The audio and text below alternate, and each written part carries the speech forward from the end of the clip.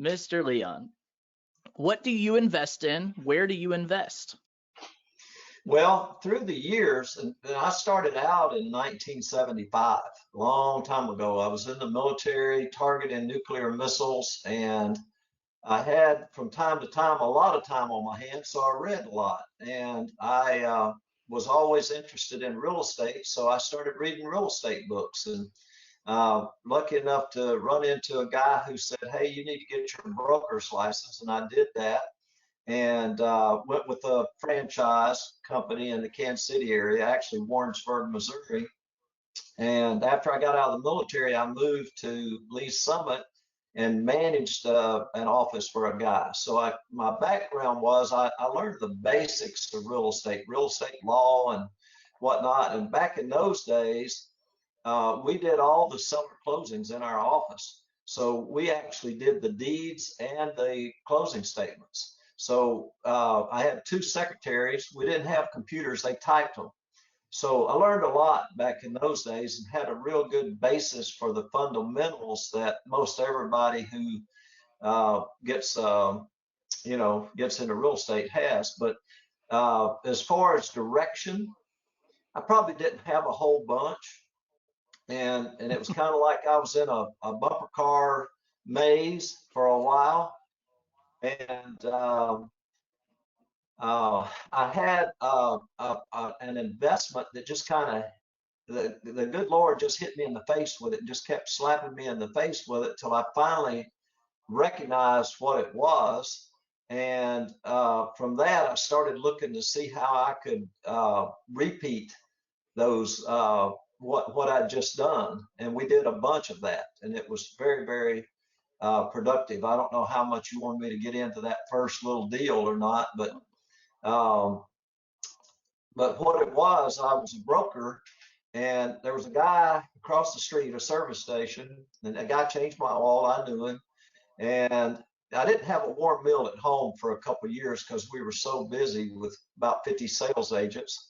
So I'd run across to the bar on the other corner and get a hot dog. And this guy, I ran into him and he said, "Look, I need to sell my house." And I said, "Okay." And I'm thinking list and sell, list and sell. So went out to his house Saturday morning and did a market analysis and told him, it's a 4-bedroom, 2-bath house, full basement, 2-car garage, in a nice subdivision. And this was in the 70s. And I said, "Look, I think we can sell it for 55,000." He said, "Well, I need to sell it fast." And I said, "Well, maybe let's list it at 49 if that works for you." And he said, "Well, I need to really sell it fast." And he went back to his bedroom and came out with a letter that he was 3 months behind in his payments and he was about to be foreclosed on. So he said, "Why don't you buy it from me?" And I said, "Well, how much you want for it?" He said, "I'll take what I paid for it 3 years ago." I said, "What was that?" He said, 21.9.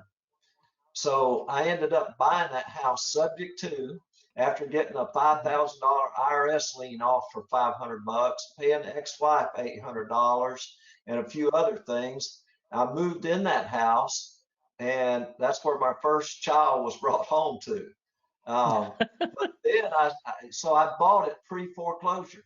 So I thought, how can I find more of these? And then I realized they advertised it in the paper. So I'm in a bumper car maze trying to find my way, and I picked up 25,000 in equity in that thing, and I said, "Well, dadgum, I like this a lot better than being a broker." And so that started me on that deal. So we bought a ton of pre-foreclosures. Um, it was years later before we ever bought any at the steps. But another thing that happened along about that time, 1978, I ended up in somehow or another in a 2-day seminar with Jack Miller and John Schaub, and changed my whole life. I mean, it just totally changed my whole life from what I learned there.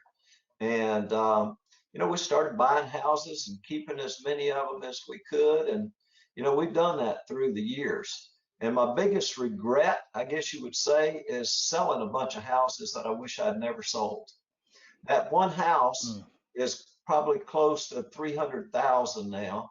And somewhere way back along the way, I screwed up. I sold it.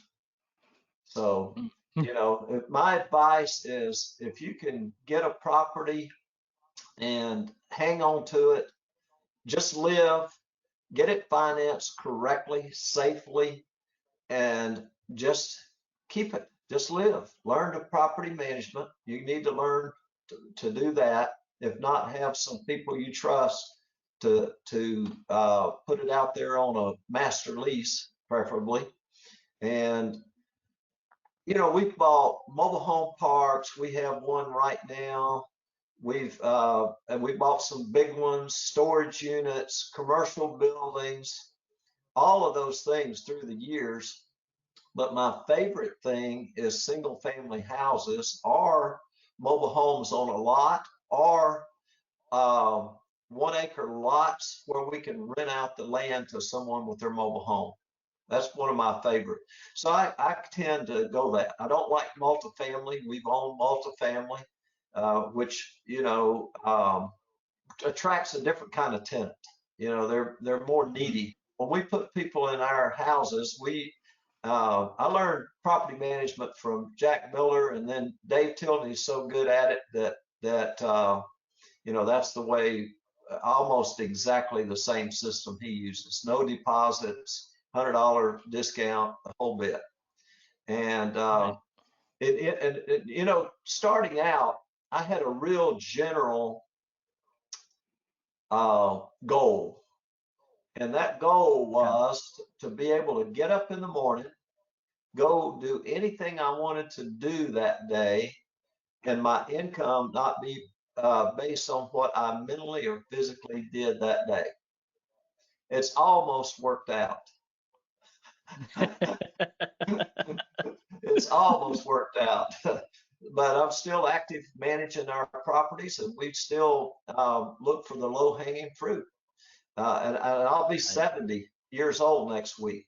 And we've been really fortunate. We bought several other businesses, owned other businesses like insurance agencies, H&R Block franchises, and that's through the years, which we ate out of those and never spent any of our real estate money. We just kept pouring it back in there. And finally, we decided we've sold all of our businesses and we're strictly on note income and rental income.